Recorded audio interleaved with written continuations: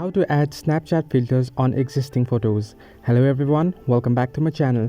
Today I'll guide you on how you can add your Snapchat filters on your existing photos. At first, open the app and open the picture on your Snapchat.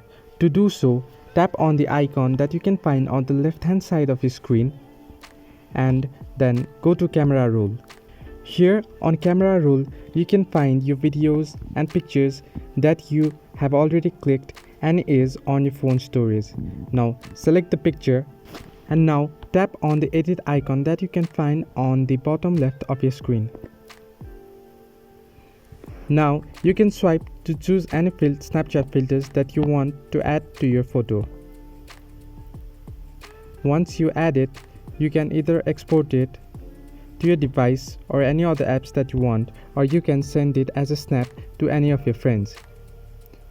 This way you can add Snapchat filters to your already existing photos.